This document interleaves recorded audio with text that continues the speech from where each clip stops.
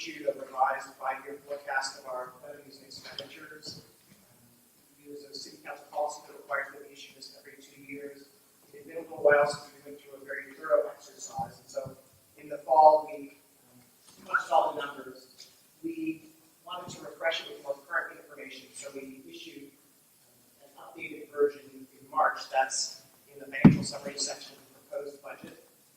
And it looks different in that we recognized higher levels of revenue that we're anticipating over the 5-year period, which is great. We all know that the economy's heating up, and so that's good news. There is some expenditures that we got more information about that have also increased. And so when I talk to people about this long-range forecast, the big picture that I want people to walk away from is you can see that we have an increasing operational deficit. So the first table at the top is the general purpose fund. This lower table is all funds. The first 2 years are the proposed budgets. That's balanced. There's no shortfall in those 2 years.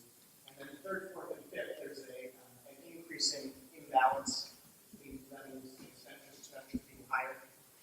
For the general purpose fund, the same is true for all funds. That's if you're just including, so it goes from about $12 million to $27 million for the general purpose fund. That's if you're including some basic operational expenses. If you also want to account for, which we do, we want to surface all the major expenditure issues, include all the deferred things, some of which Deanna mentioned before, including our investment in capital, which has been deferred. That's been common in a lot of jurisdictions and other organizations during this challenging economic period. Some of our OPEB liabilities and other long-term liabilities, we're talking about a shortfall that's over $100 million for the general purpose fund. To give you a sense of perspective, the total annual revenues in the general purpose fund are $400 million or a little higher. So we're talking about an annual shortfall of about a quarter of the general purpose fund's revenues when you're including some of our deferred expenditures. This forecast leaves our staffing levels the same. So this is a scenario in which we have the same police staffing levels that we'll achieve at the end of the 2-year budget, about 700. And then we just have a sufficient number of recruitments and academies to keep those stable. So if we wanted to grow the police force, those would be expenditures above and beyond what we're doing. And so we're increasing the this. Is this all practical? So what are 3 colors if you can see them? I'm not sure what to say. In the proposed budget, in the financial summary section, as I said, there's a revised version of the 5-year forecast. This is the expenditure detail, I think. Yes, it is. It makes the same basic point. So we had some lengthy public hearings before the Finance and Management Committee, the City Council, and the full Council. And again, I think what I want to emphasize is there are some assumptions that are embedded in these numbers, like what the economic growth rate is going to be, what the cost of benefits are going to be, how many employees we're going to have, and the like. Almost none of those things change the big picture. Those numbers I just talked about. The general purpose fund operating deficit growing to about $30 million by the 5th year. And if you include the deferred items, the general purpose fund deficit of over $100 million, you can tinker with a lot of these assumptions. You can make them you can change them quite a bit that doesn't change that same big picture. So if you're going to walk away with one idea from the long-range forecast, that's what I'll walk away with. If you have a chance to ever go to that document and pass over to Andrew, he did the math, he could explain and walk us through the assumptions, and the goal is to maintain budgeted positions.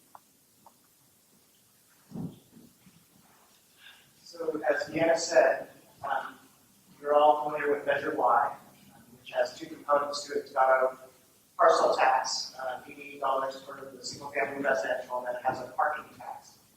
And those go into a big pool along with some general purpose fund subsidy, and they're prayed out into 3 big chunks. Some of it goes to the police department for our 63 problem-solving officers. A big chunk of it goes to human services for grants with community organizations and contracts for violence prevention, and then the fire department chunk as well. So it's not directly comparable because the $88 of your parcel tax from Measure Y doesn't directly pay into supporting the 63 officers, but those amounts are about comparable for this kind of illustration. So if we know that by the end of this this 2-year budget as proposed, we're going to get to about 700 police officers.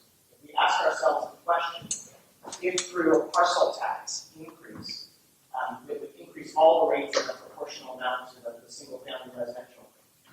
To get to 150 more officers to 850 instead of 700, the public safety component of our parcel tax, instead of being $88 for the current Measure Y services, would have to go to $276.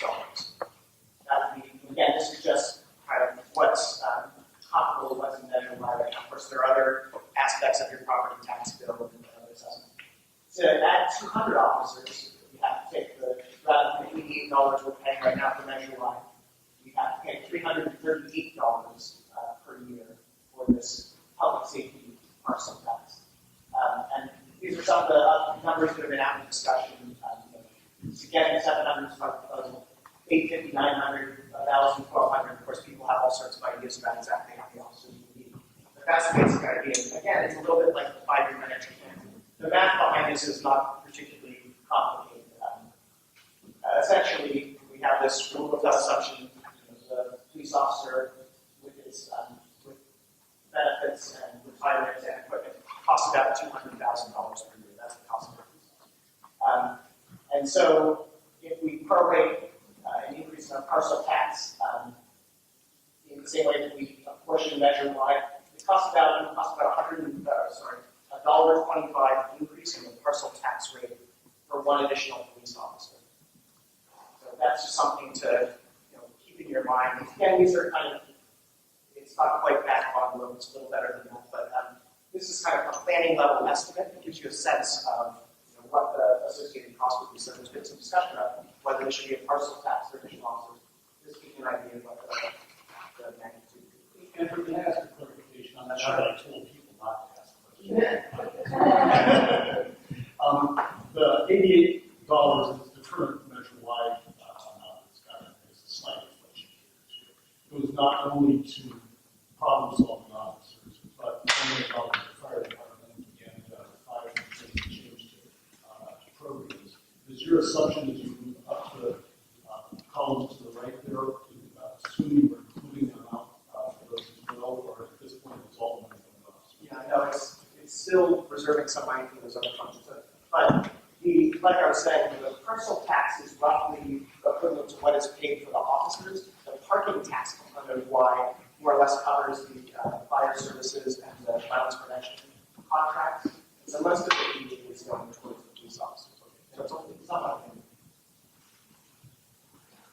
And this is